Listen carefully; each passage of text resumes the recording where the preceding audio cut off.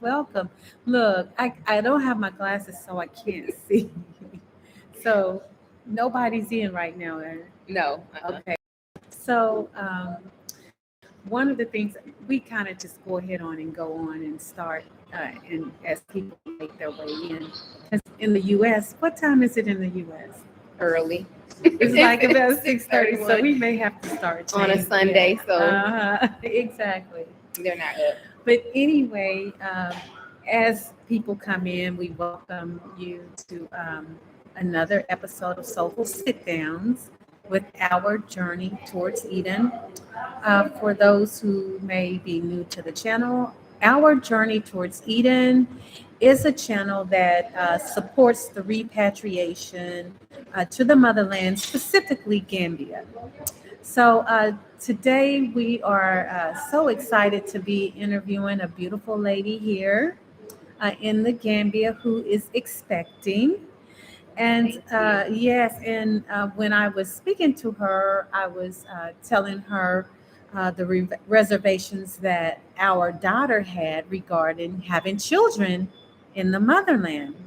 And we got to talking, and I said, I think your story need to be heard because it's going to be a lot of people, a lot of young women and their husbands who may be concerned about having. Further ado, I'm going to let Miss Fatima introduce herself and tell us a little bit about yourself.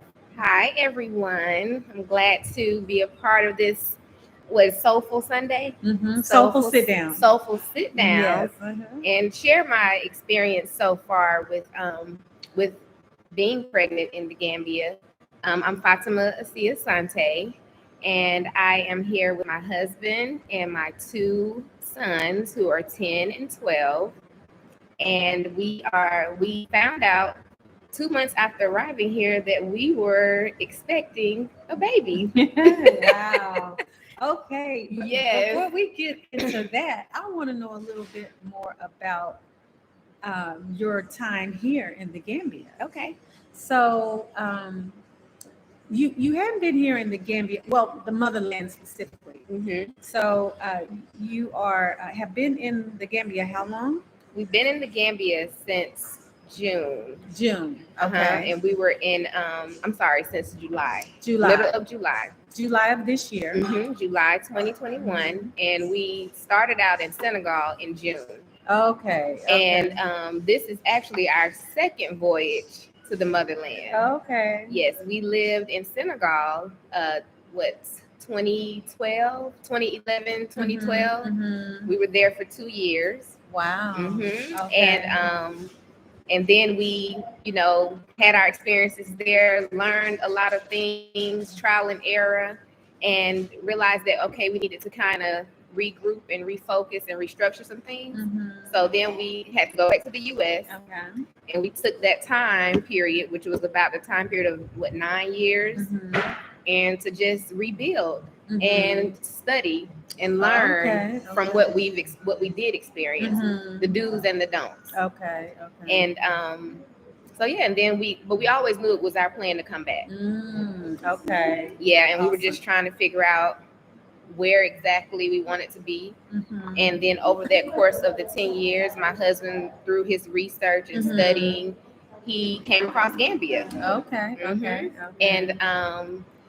And he started coming back and forth, and he said, you know what, I think Gambia would be a much better place for us to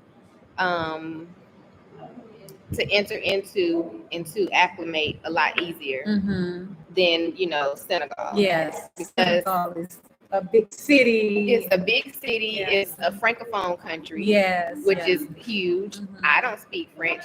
He speaks a little, and he speaks the local language, Wolof, but I didn't speak much of that either. So it was a little bit more difficult for me to integrate and kind of acclimate and move around and kind of do my thing. And so he felt like for me and the children, it would be Gambia would be better suited. Awesome. Smaller, free feel, more trees. That was huge. Oh yeah, not a lot of trees. Definitely more greenery here, trees and all of that. So, and then you still have the beach. Yes, yes. So that was how we ended up in Gambia. That's how we chose Gambia. Okay. So Mhm. so how are you all now that you're here? And by the way, I can't read. Can you read? Can you Sure. read what I want to make certain everyone's hearing us okay? Said humble Gambian said hello family. Hello, hello. Hello. And then there's Lucia, Okay. and she says your dreams online. Okay. I don't know if that's the title or Okay. the comment. Okay. Okay. So if you're having a hard time hearing us, make certain you let us know. We're grateful to Zion's Bakery for letting us use their location. Yes. We usually come to you from the soul food joint, but today, so they were very gracious. So come visit Zion's Bakery. Place to have gatherings and It is. It parties. is. They have cute decor. So. Yeah. Mhm. Yeah. Okay. So back to now you're here in the Gambia Mhm. since July. Yes. Yes. Okay. So, My first time here. Your first the time. boy, yeah, mine and the boy's first time. Okay. So how are you finding it here? Well, I'm finding it to be a lot of things. You know, Mhm. a lot of feelings, a lot of emotions, a lot of good. You know, some not so good. You know, Mhm. but that's anywhere you go. That's true. You're gonna Mhm. have to just find your way Mhm. and create a environment that works for you. Okay. So my initial introduction was a bit rough because I ended up getting sick when I first got here. Oh. I think they call it the local bug or something like that, where you know, I might, you know, just the change in water. Amadi got sick too. Yeah, the change in water, the change in atmosphere, the food. Mhm. So I got sick the first 3 weeks I was here. So Okay. Oh, Basque. Ramadan. Oh, Tabaski. Yes, we came to Oh. Basque weekend, Uh-huh. and I wouldn't suggest that for anyone. It's a lot of energy. Isn't Was it? very overwhelming for some. If you're not used to that, it was very overwhelming for me. And the whole travel experience. So, you know, we would do that differently. Yeah. We thought we were beating the crowd, but we ended up being smack dab in the middle of you it. came after Ramadan. We came the day before. We thought we left the day before Uh-huh. that at the main day that everything was supposed to hit roads.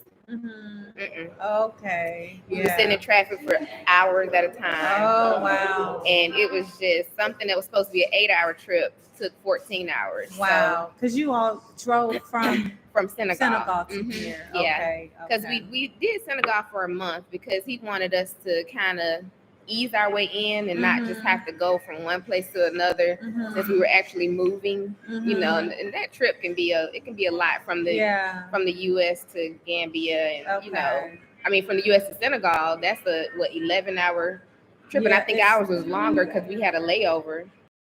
That's not our experience. From New York. That's directly from New York. Oh, you're talking the flight. Okay. The flight, yes. The flight. Yeah, the you're flight. Right. So I was saying that we stopped in Senegal to just kind of take a break. Yeah.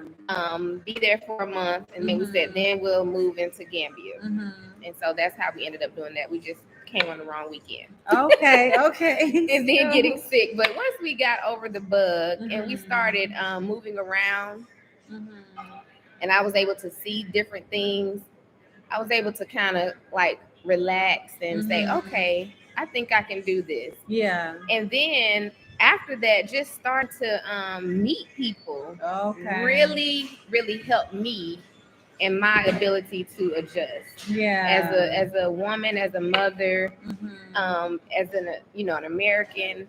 I didn't realize how much I would need that community. Yes. How community is very important. It's very important. We met you at Brothers Keep, you and your husband at Brothers Keeper. Yes. And for the ones who are coming to Gambia, every second and fourth Sunday, we meet at the Soul Food Joint. We used to have meetings, but we kind of backed off of that a little bit. And we're just going to be meeting there today at 2:00 for the buffet and just play games, great food. You're right by the beach, great people. So we're going to continue to do it because it's important. You know, we just kind of pulled back on the meeting part for a little while, just because it kind of got a little taxing. Yeah, for a little I bit. So definitely understand that. if that's where we met, Yeah, you and that, all. I mean, Brothers Keepers came highly recommended and referred. That was one of my initial meetings. Oh wow. Yeah, Okay. so that was like my breakthrough meeting, I would say. Oh wow. Okay. To being introduced to the group of expats. People saying, "Oh, you need to go, to the meeting. They meet every second and 4th Sunday." I said, "Okay, I'm going to make sure we go." So once we got well enough and settled enough, we made our way to a meeting, and after I left the meeting, I was like, I felt re-energized. Yeah. I did, because just being around like-minded people, people that understood what you were going through or what you may be experiencing by moving abroad into a new place, unknown territory. I mean, it just felt really good to be able to relate in that way. Exactly. Yeah. And you're connected with people. You feel like you're in a community now. Yes. Because although you want to integrate, and that's our ultimate goal, Yes. it's kind of like a lifeline that you have to hold on to as you integrate. Yeah. So it's very important. So, and Awa and Amadi were very welcoming. The group was very welcoming. So we really, really appreciate that. Absolutely. Yes. Okay, so now we're going to get into the meat of the interview here. Okay. So the baby bump. Yeah, the baby bump. The baby bump. Did you moving to Africa? Did you ever think you would have children here? No. Okay, so tell us the story. So I turned 40 this year in September. Wow. And so prior to that, I had been given this revelation that I was supposed to have another child. So mind you, my baby is 10. Oh. And so I was like, okay, I didn't know if the message was really for me. I was trying to figure it all out and understand it. I'm like, is this really for me? Am I really supposed to have another child?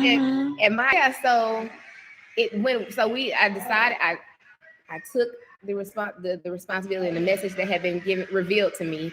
And I said, okay, I'll try. This was like 2 years prior to this year. And it didn't happen. And I knew that we were coming up on this move. And I said, okay, you know what? Most High, let me just not focus on that. Let me focus on what's in front of me. And that's getting ready to make this international move. So, and I start feeling different. My monthly cycle was off, but I related that to travel. After doing some research, they say, traveling and moving abroad, stress could, cause that to throw that off. I was like, okay. So I just waited to see what would happen, and nothing ever happened. So I'm like, something's not right. So this was about, this was into our first month of being here. Went and got a test, and I'm like, oh my gosh, it happened. So, you have to look, the Most High's timing and our timing are two different things. Looks like it was meant for you all to have a child on the motherland. And that's what I was getting to. So obviously, and got in a place where I guess she was like, okay, now it's time for me to let them know I'm coming. Wow. Okay. And blew our minds. Sure. Like, what? In the midst of moving and all the transitions that we were going through, like, okay, yeah, I'm here. So you got to deal with this too. Wow. So I'm like, okay. I really must not know what's going on. I just have to be obedient. Exactly. And follow through and do my part. And so that's what I did. I'm embracing it. And that's a lot going through your mind. Just moving to another continent is one thing. Yes. But getting there and finding out that you're bringing another life into the world, then I know you had to have feelings. Did you ever think maybe we need to go back to the West? Yes. All of those thoughts run into your head. Like, oh my gosh, okay, what do we do? What does this look like? Okay, how do we move forward? What's going to be our plan of action? And so, my husband and I sat down and we discussed it. And he had done research and things like that, hospitals and things like that to see, because when we were here before, we had found a hospital in Senegal that was really good. I forgot the name of it, but is it the military one? It's the oh gosh, cannot think of it. It's downtown Dakar, and it's one of the big ones. It starts with the M. I think I know what you're talking about. I think it's the military one, and we were told it's the best one in Senegal. I don't know, but I had a procedure done there. Now it was fine. It was great. Okay. When I lived there before, and so we knew we had that option. And then, but we're like, okay, we're moving to Gambia. So what are we going to do about that? So just having a lot to figure out, a lot of decisions to make. Are we going to go back to the U.S.? Are we going to? Then we're like, well, I don't think that's meant for us to do, because she revealed herself here. Obviously, this is where she's meant to be born. The things that are going on in the U.S. doesn't mean that it's a whole lot more safer. With the climate of everything that's going on. You can actually put yourself in more risk. And then the whole travel piece, trying to figure that out. Exactly. But he was very supportive in like whatever decision you wanted to make, whatever makes you feel comfortable, and that's what we'll go with. Okay. So I said, okay, let's just walk it down. Let's just go through the process and see what we find. Do our research, do our due diligence, and then we'll go from there. Okay. So we got to Gambia, got on the ground. After getting sick and getting well, we decided to start going around looking at different clinics. Okay. And where we were staying, there was a clinic not far from us, MK clinic. MK. Okay. And so we said, well, let's go check them out and see what we'll start there. And getting there, went in for a basic consultation and had a chance to speak with the doctor. So the doctor that was actually there was not the head doctor. He was the doctor that was filling in. But I think all things happen for a reason. Exactly. And so this particular doctor, when we met him, we found out that he was a Cuban doctor. Okay. And if anybody has heard anything about Cuban doctors, that they're very well known to be well trained and well skilled in in their profession. A lot of people, I know people from America that have sent their children to Cuba to study. To become doctors. Wow. A family that we're very close with, son went to Cuba to go to school to become a medical doctor, and then he came back to the U.S. to work. So they have a very good reputation. So that was a big plus for us that he was Cuban, and that we knew that he knew, he should know what he's talking. I hadn't heard in the U.S. In terms of, because I have to have a cesarean, and I've had 2 with my previous sons, and so I was trying to see if I could do it. And this is why you're not going to be able to have vaginal. If you have vaginal, they're saying that my cervix is curved, and what happens is I get to a certain level and I plateau.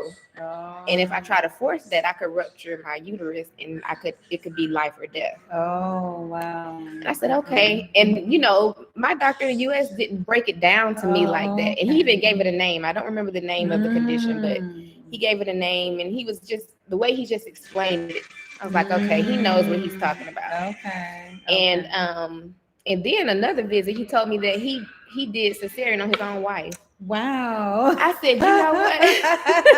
Okay. I was like, okay, another check. Yeah, another check you did. He was like, yeah, because at the time the doctor wasn't available. He said, I just went ahead and did it myself. I was like, okay, you did. You're passionate about, and just I just went to several visits, and each visit just got better and better. He just made me feel more comfortable. More confident in him. Okay. And then he answered all of my questions, because we came with a lot of questions on our first visit, and he was able to answer them. Okay. So that gave us a lot of hope. Okay. Yeah, a lot of hope. And we decided that we're gonna do the delivery here. Okay. Yeah. Now I did have my doctor in the US on standby in case any emergency kicked off that I may not be prepared for. Mhm. I did have her, because I had to go back for a short time. I did go visit her and get her on board, let her. Okay. And she was very supportive with the idea of me having the bar. She's like, yeah, you'll be fine. You know, as long as you feel comfortable with the doctor, Okay. that's good. And we'll be here in case you decide to come back. And so I did have that as a backup plan. Okay. Okay. Yep. So, are you going to have the baby at home or at the clinic? How is that going? Well, because I have to have a cesarean, I will have to go. Okay. Yeah, I'll have to do the clinic route. Okay. I would love successful ones that people have done here, and yeah, but for me, I'm gonna have to be in the clinic. Okay. Yeah. So that's really amazing. So this doctor did already leading. Yes. She's guiding you Yes, basically through yes. all of this. Mhm. Okay, that's awesome. Her and my mother. My mother is deceased, and Okay. someone told me I was getting a review throughout the whole Oh process. wow. You're gonna be fine. She's helping you through this pregnancy. Awesome. So that kind of confirmed and explained a lot of things. You know, mamas get it done. I'm telling you, they work on your behalf no matter Yes, what, absolutely. physically present or not. Okay, Exactly. so I know that they're guiding me through this process, and they're placing people and things in positions to help see me through. Yeah. You know, because it's not easy. It's not a walk in the park. You have to do your due diligence, and you just have to trust and have faith that, you know, I'm going to be fine. Yeah. Yeah. But you found your doctor. You didn't have to interview. You just. After that one visit comes through. Yeah. But that was going to be hard because, you know, that initial impression is long lasting. And it's like, okay, you're going to really have to come with it. Yeah, you only get one chance to make a first impression. Yes, so. and he did that. And so even the doctor that was actually over the clinic that he was filling in for, he's like, well, you know, when he comes back, you can see. I was like, I don't back. You can see. I was like, I don't want to see anybody else. I only want to see you. Only him. Is that saying our connectivity? Your connection is unstable. Okay. Hopefully you all can still hear us. Yes, hopefully so. Here's a question right here. I can't. Hi, everyone. Great catching the live. Oh, thank you. We're going to get better. We're going to get better about our lives. You all do? Or we do different ones throughout the year. Okay, okay. So for the ones who see January as the new year, we said we're going to start being more consistent with our lives. Okay. Yeah, so we're going to do better twice a month. Awesome. Yeah. So this is awesome. So let's talk about the pros and the cons thus far as finding yourself expecting here in the Gambia. Okay. Let's start with the cons and then end with the pros. Okay. Some of the cons. I don't have a lot of cons right now because actually I've had a pretty good pregnancy. I'm so grateful that the baby's been gracious to me. Outside of, you know, the normal sickness that I've experienced, I haven't really been sick with the pregnancy. Oh wow. No morning sickness? No morning sickness. Wow. You know, little nausea, but as long as I eat something, I'm fine. Okay. So I would say a con would be the heat. Oh my goodness, I couldn't imagine. It's hot. You know, you definitely have to get used to, because you have the baby inside of you who's raising your body temperature. Yeah. Then it's hot outside, so you definitely have to get used to adjusting to the heat. Yeah. And so I just try to stay inside, or if I am outside, I'll go by the water. You know, where it's a breeze, or you know, but my body has adapted to. So that would be one of the cons. And another con would be some of the food choices that I would prefer to have. Oh, your cravings. Yeah. I haven't had a lot of cravings, but I'm a type of person, I like to do a lot of vegetables. And so I haven't been able, getting here, it just took me time to find different options. And I am finding them. I have been finding them over the course of being here, but it's just that initial thing was like, okay, what am I going to eat? You know, you know, a lot of carbs because I'm trying to be healthy for me and the baby, and I didn't want to gain a lot of weight either. Yeah, like, with bread and rice. Exactly. Yeah. Turning 40 and having a baby, no. Yeah. The weight gets harder to get off, so I'm just like, That's true. Let me try to control my diet. So diet, what I would say was a con, but it has improved. Okay. And I would say that would be no major cons. That's pretty good. No major cons. Okay. Now let's talk about the pros. The pros are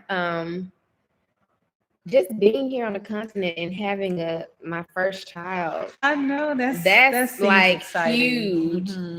Because I feel like a lot of chains are being broken. Oh. With that happening, yeah. I feel like it's purposeful. I feel like she's coming here on purpose for a reason in this place at this time, you know, because had I found out I was pregnant before I got here, would I have probably not, you know, would I have made it? Yeah. Would I have made it here this time? So that's a huge pro for me that, you know, to be able to have this experience. Exactly. And to be able to go through it in a way that I have been able to go through it with not a lot of issues. You know, I am, you know, anytime you experience something new, like having surgery in a new country, I'm having a baby in a new country, you know, you have your natural apprehensions or nervousness about it.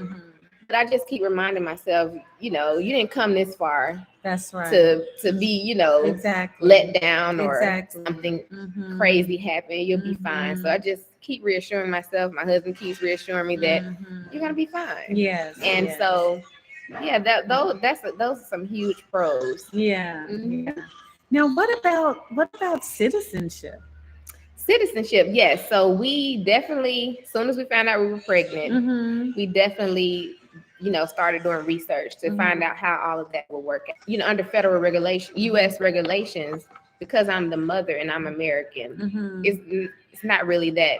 It's like a no-brainer that the child would be considered American, and then the father is American too. So that's just like a double guarantee that they're automatically American citizenship, citizen. You know, with the embassy and things like that. Just like people don't think about it, but you go through a process of birth in the U.S. You got to get a birth certificate. Yes, you got to get a social security card. It's just that kind of, they just do a lot of that for us in the hospital. But you know, a lot of that stuff you have to get done after the child is born. Okay. Just a lot of the paperwork is kind of done at the hospital. So here, it won't be done in the hospital.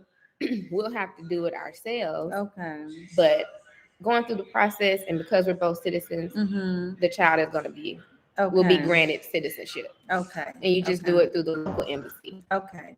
So you have to do that to get the American citizenship. However, do you have an option to also do the citizenship for Gambia? Like coming from another country, but because the child is born here, she would definitely have the option to apply for the citizenship.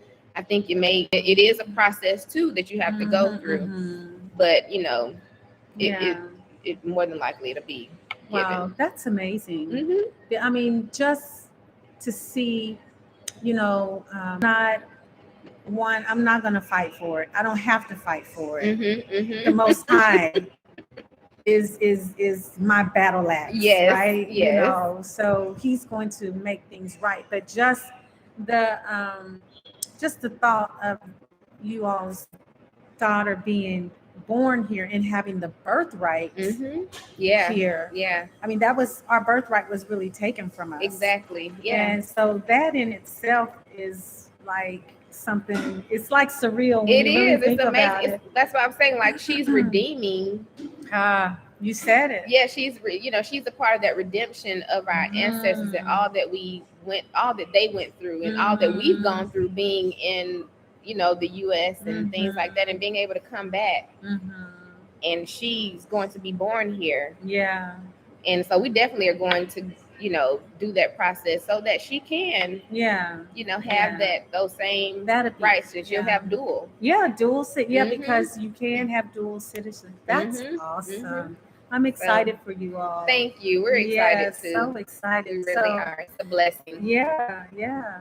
So you're a stay-at-home mom? Yes, I am. Okay, so you're gonna stay at home, and yes, I'm sure you're gonna nurse the baby. Of course.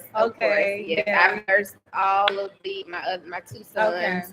So I'll definitely be nursing her. Okay, and I know that's gonna be a blessing here because I know in America, our daughter-in-law nursed, and both of our grandchildren. And whenever she would be in public, people would look. I mean, she would be very discreet. Experience like that at a family gathering, and it just what? I was so taken back. I was at a family gathering, and I was nursing my child, and I had a cover over me. Okay. And the person was like, "Don't you want to go up?" And I was in the living room. It wasn't a lot of people. Everybody was mostly outside because it was like a cookout. So I came in and nursed the baby. Had a blanket over me. She was like, "Don't you think you need to go upstairs?" Wow. I was just. She wouldn't survive here then. I didn't know what to say. I'm like, I'm covered. I'm feeding my child. Yeah. What is the problem? Exactly. But every people, have their own different thoughts and opinions about things. Here is natural. Very natural. I mean, I know it took at first it was uncomfortable. It can be a little bit like because you're just not used. You're not used to it, but it's natural. It's the way it's supposed to be. Yeah, you can literally be anywhere, and the mother will have the whole boob out. Yes, no discretion, no nothing. Yeah. I don't care where you at. It don't matter. Yeah. They're going to pull it out. And they're going to feed that baby right there. That's right. Yeah. I know Amadi told me, he said, I don't know if I'll ever get used to that. Because, for a man, it's like, it's a little different for them. Especially being raised somewhere, your whole life and that doesn't happen. Exactly. And then to come here and see it is something to get used to. And then every time I see it, I'm still like, okay. Exactly. Yeah. So I don't know if I'll be that open with it. I'll still probably cover, but definitely I'll feel more comfortable breastfeeding in public. Yeah. Well, yes, I could see so many pros to being a new mom here. Do you homeschool? Are you going to be homeschooling your children? Well, the boys, because we were moving to a new place and we kind of wanted them to integrate, we put them in school. Okay. So that and because their first experience, we didn't want to just keep them because they were the first 3 months they were with us. Okay. And they weren't meeting any other children. They were just missing the U.S. and we were like, we gotta change that.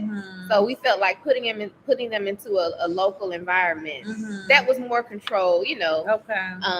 So we found a private school. Okay. For them to go to. They're at Marif. Okay. Private. It's a Turkish private school. Okay. And that has made a world of a difference. So they love it? They love it. Awesome. They have made friends. They get excited about going to school, Oh, wow. They want to go. They, they have their little friends. They call and they'll meet up at different places. And so it has been great. Awesome. So with the little miss, I'm not sure yet. Okay. I may, because I want to travel, I may consider homeschooling her. Okay. It just depends. Yeah.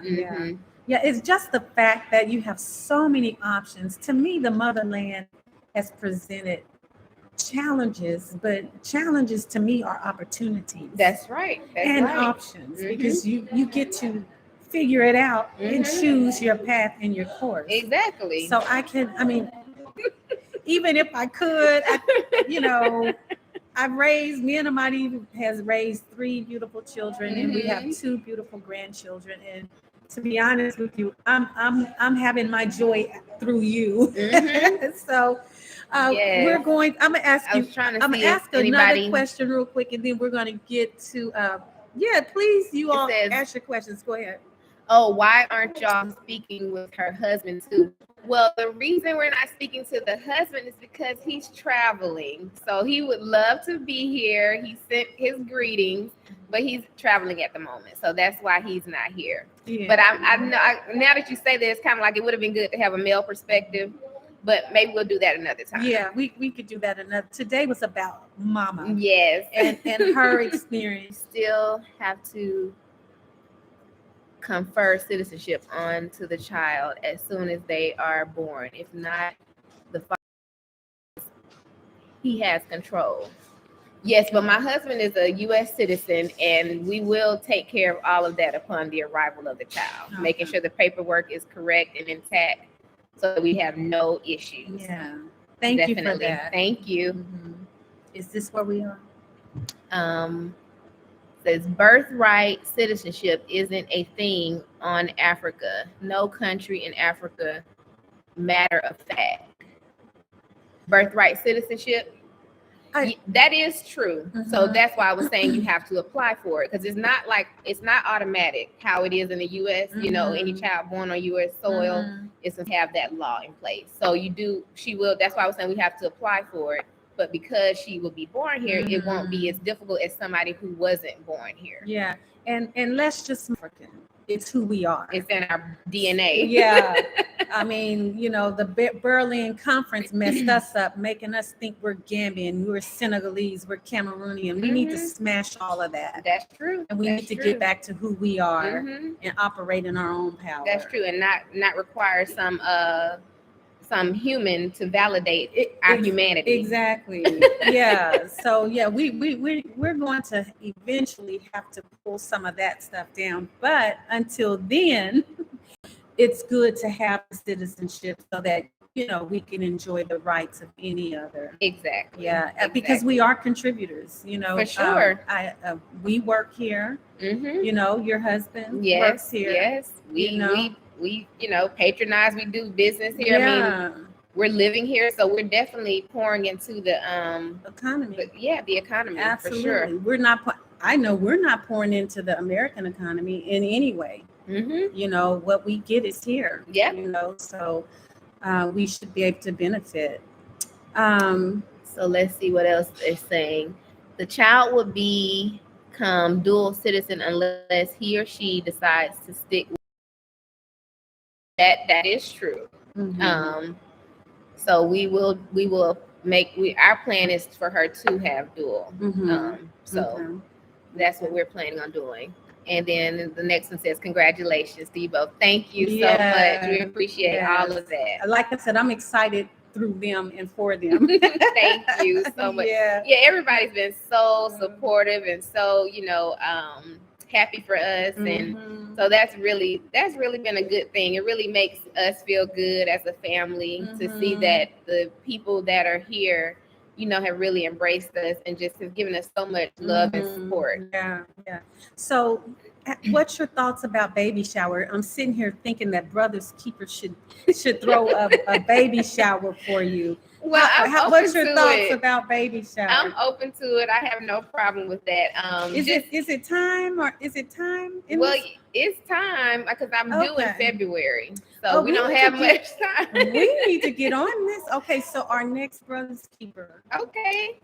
Which is today, but not to the next one. Okay. We'll have to get the message out to everyone. No problem. We're definitely open to it. I just, you know, getting here and just getting here and getting to know everyone.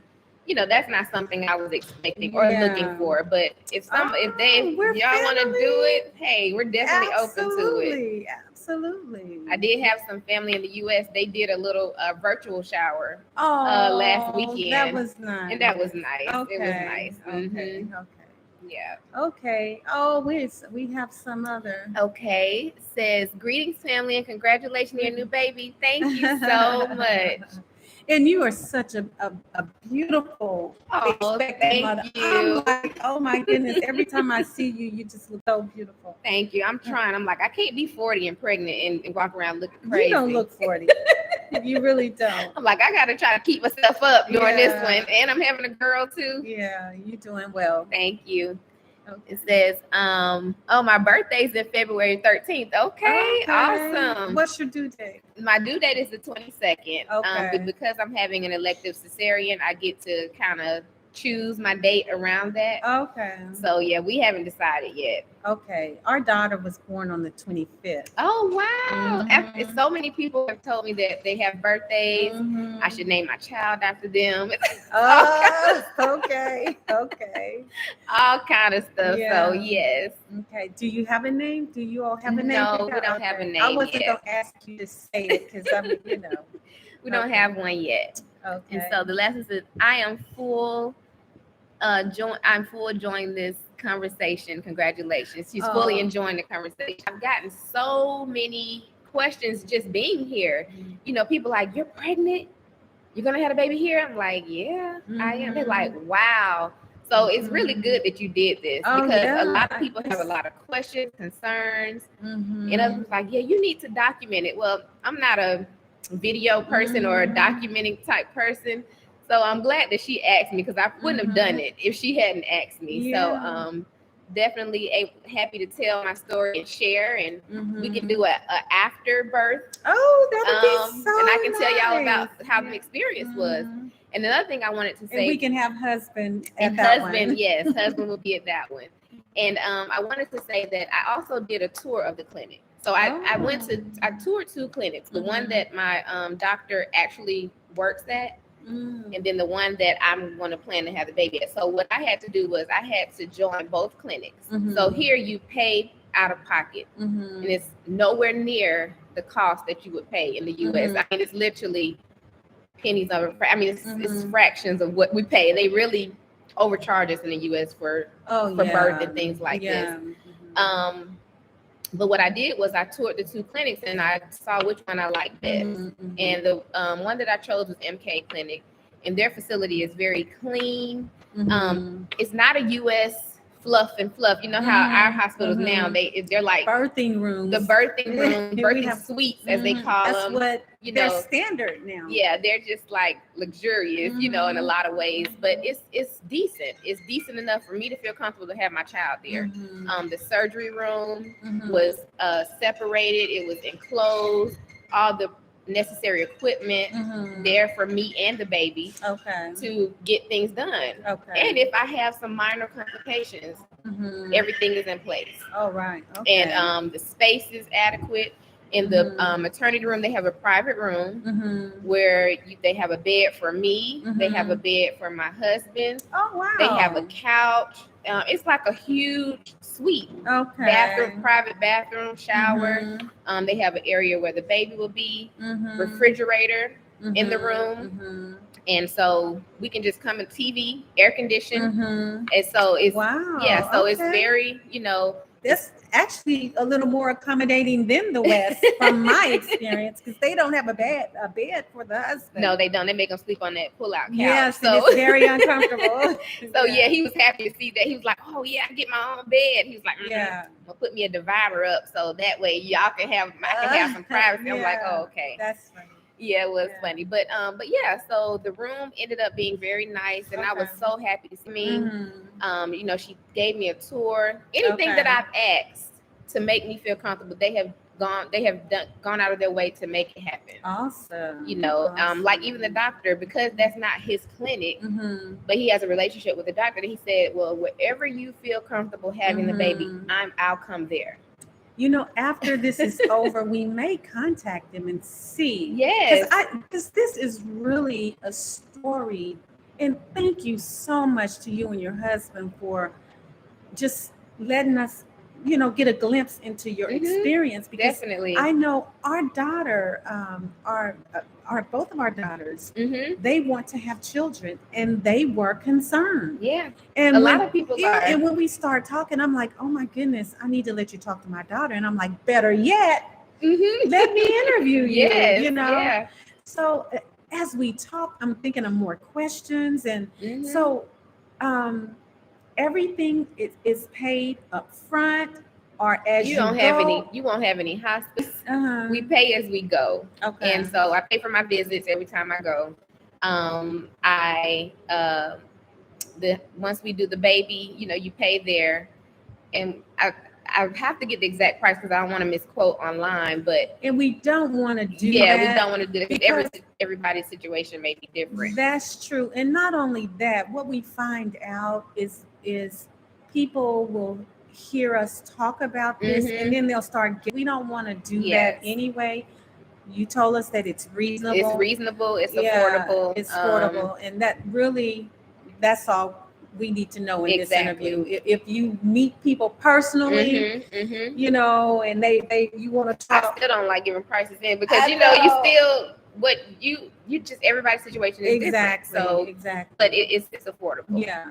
And most things here are affordable, which is one of the benefits of moving to the continent, because you get a better quality of lifestyle that is not just stripping your pockets. Yeah. And you know, I've been to one hospital and the cost was really cheap, but also the facilities are nothing like they are in the US. So those expensive machines and all the fluff, people to run those machines, people to maintain those machines, people have to be skilled and you know, so I'm fine. We just need what we need. Yeah, that's what I'm saying. Enough to, hey, I feel comfortable. It's clean. It's decent. You know, they can understand me because it's English speaking. That was a plus. So the doctor speaks English. And they answer my questions. So I'm good. Yeah. It's a couple of more questions I want to ask, but let's ask. Okay. It says pieces rule. Yay! Congratulations. Okay, thank you. That's Nikki Smith. Awesome. I'm sorry I didn't wear my glasses. Was that the last one? Okay. Yeah. Okay, so now we know that the most intelligent doctors are African doctors. We know this. But we find a lot of them in America. Although we're grateful to your doctor that you found, your Cuban doctor. What's your thoughts about maybe seeing more of our brilliant Nigerians are known to be some of the best doctors in the world. Yes. You know, what you think maybe they should consider coming back? Of course. Because if a Cuban is making it very well here. And he's able to stick it out. You know, he's married a Gambian wife, and they have a beautiful daughter. So yeah, if he can do it, the brothers definitely can come back home and make it happen. Yeah, you know, for their people in their community and bring those skills and technologies that they have acquired from the West. I'm definitely open to that. You know, if I had more time to do more research, that you know.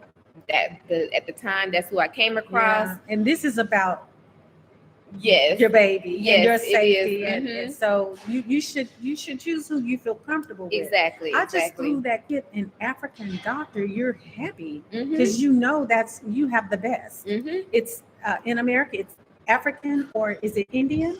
Sometimes African, the Asian doctor, and people are like, if you get the Cubans, those four. I didn't hear about the Cubans till we got here. Yeah, and people were telling me that they're excellent doctors too. So I'm like, you know, I'd like to see more of our, you know, qualified physicians. Definitely, I would love to see that too. And another thing because see, I would prefer the woman OBGYN, because that's what I had in the States. Yes, I did too. I would also love to see our women.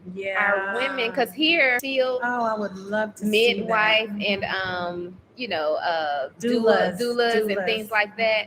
But they don't, a lot of them, it's hard to find OBGYN. Somebody told me that there is one here, but she's not fully practicing. So, and I didn't meet her in time. And I still haven't met her. I would love to meet her.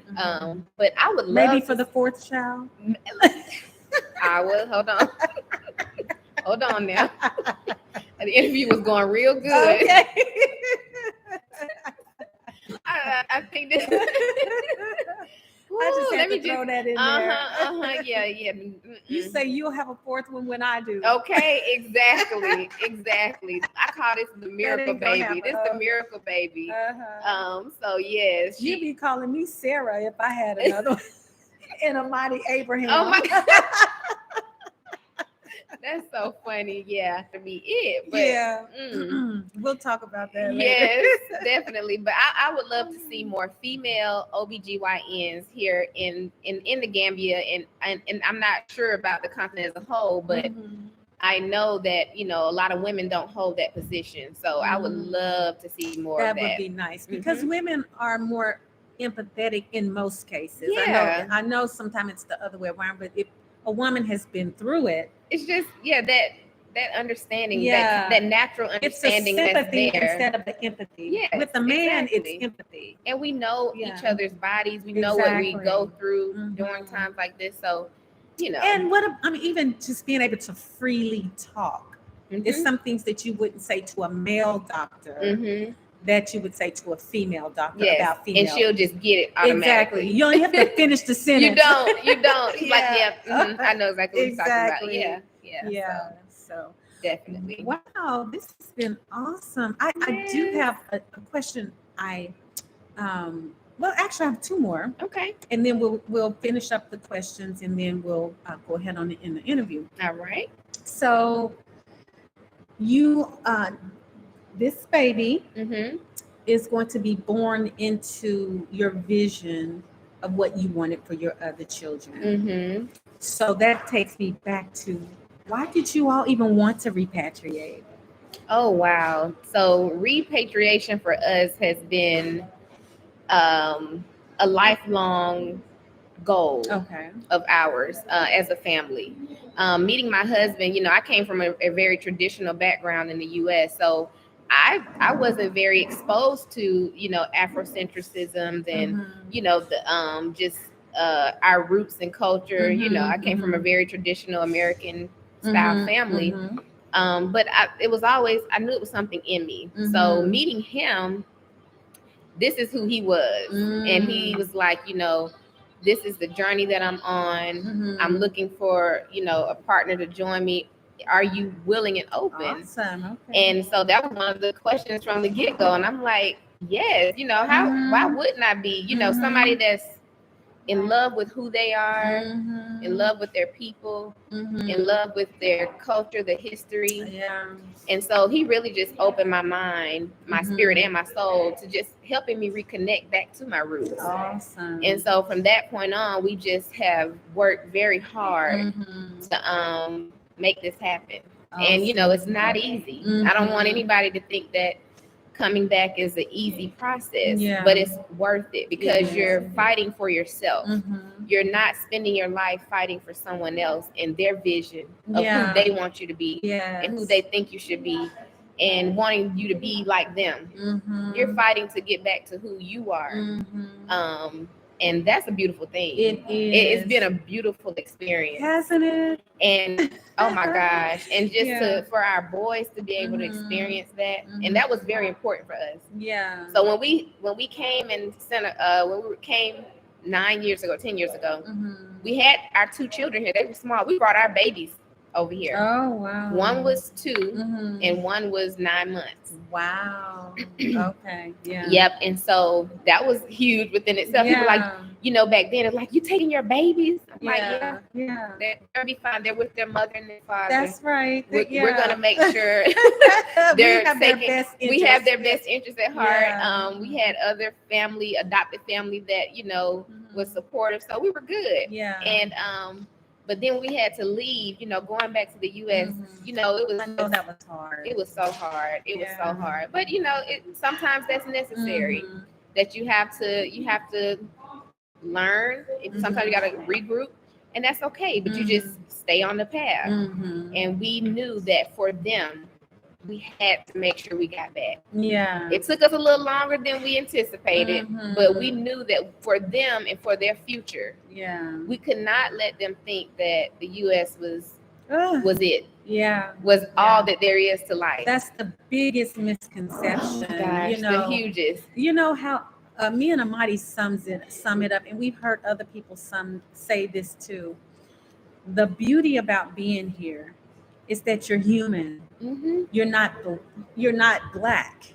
Yes. You're human. In America, you're black. Black. And you can't get past You can't get past your skin color. That's right. A But lot here, I'm so grateful I'm me. Mm-hmm. Mm-hmm. Yeah. That's the only, and I'm not being mean. I'm being honest. Seriously. That's the only time I think about, Seriousness. and I'm like, woo, thank you. Thank you for this melanated skin that I have. And that's nothing ugly. I'm just being honest. Talk. That's my truth. It's just real talk. And that's just the beauty. And you don't have to prove yourself.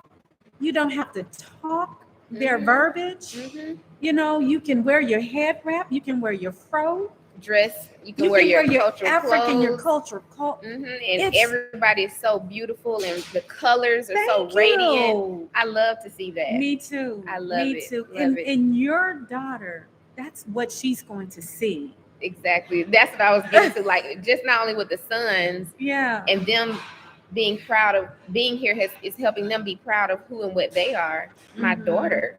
Yeah. Oh my gosh. Yeah. You know, she won't have those misconceptions of beauty, and because her beauty is celebrated here every day, all day. It's celebrated, and you know, it's glorified, and you know, and when you get here, you understand that the Black woman is the most beautiful woman in this world. Yes. You understand it. You see it. The feel skin, it. The way she's built, the way she walks and carry herself, her strength. Oh my goodness. Yeah. You know, so just being able to have that as an introduction for her. Exactly. It's just amazing. Yeah.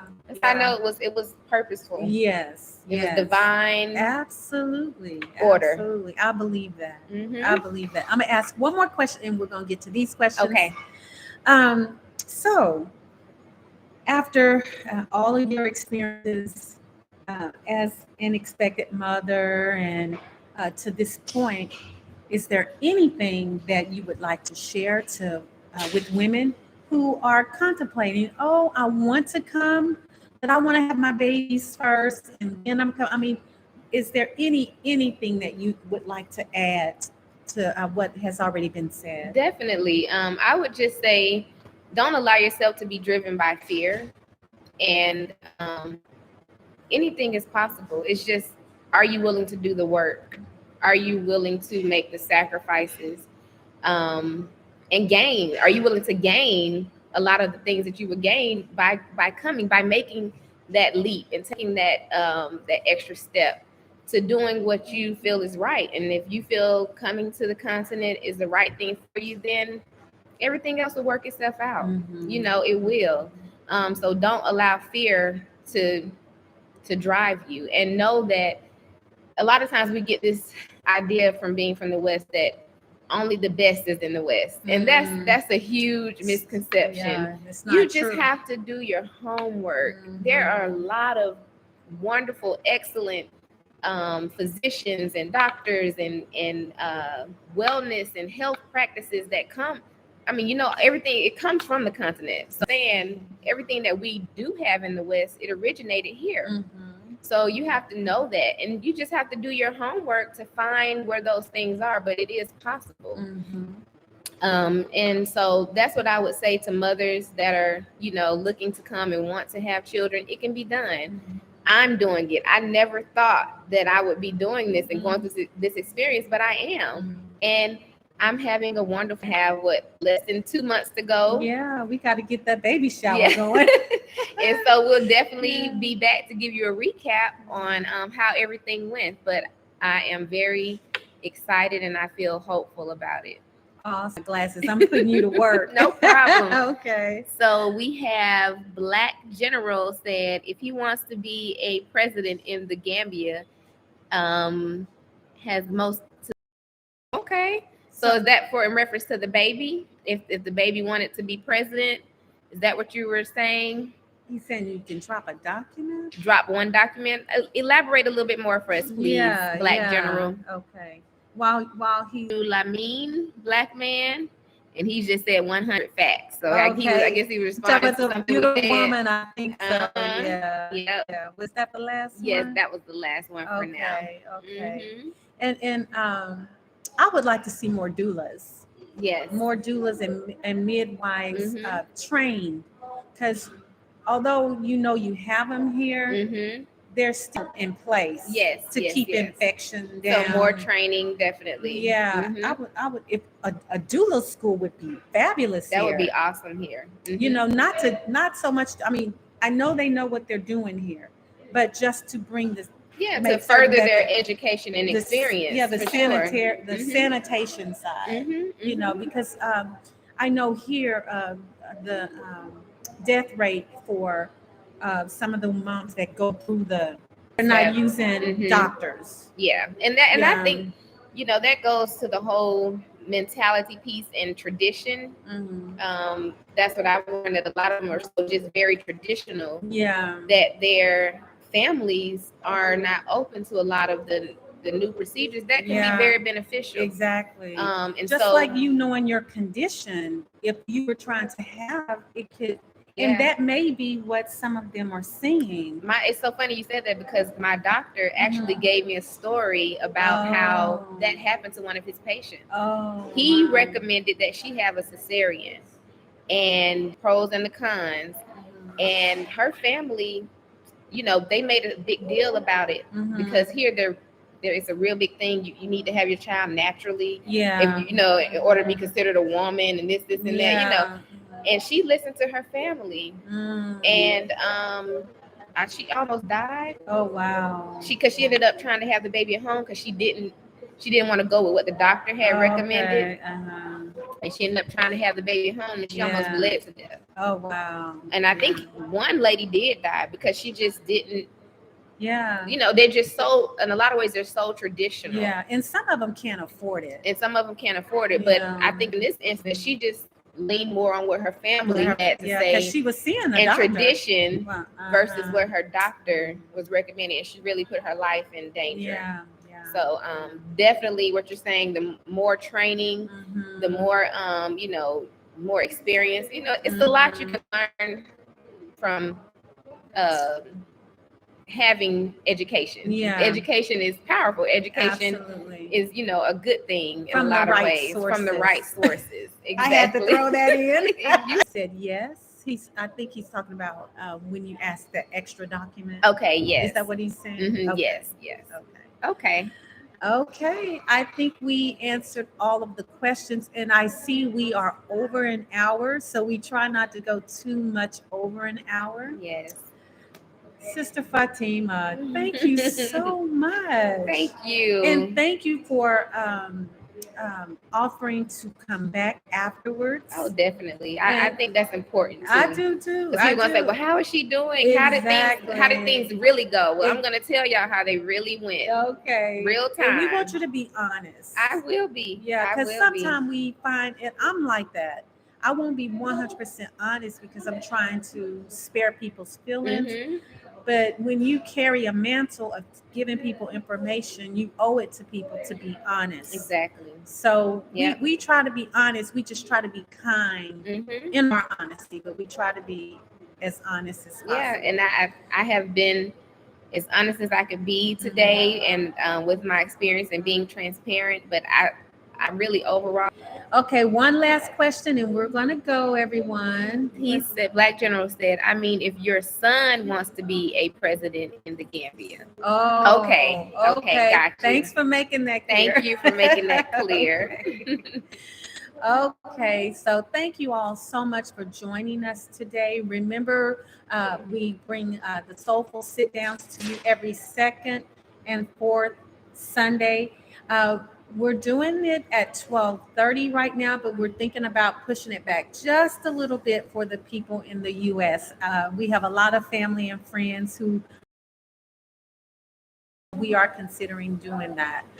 We do try to bring you meaningful topics, of course, And for the ones who looked at the last live that we did, we do that one, but I don't think we're going to do a live. We're just going to do a video. I've been trying to get Amadi to commit to doing it. He's not into this YouTube thing. He just do it because I pull him. Yeah, he's back there smiling. Okay, you all, we're getting ready to cut it. That happy Sunday. Okay, happy Sunday. Same to you. Yes. Thank you. Thank you all. Thank you, sis. Thank you, Awa and Amadi, so much for having me. Yes. This was great. And thank you to Great you and your conversation. husband. Thank you so much. Thank you.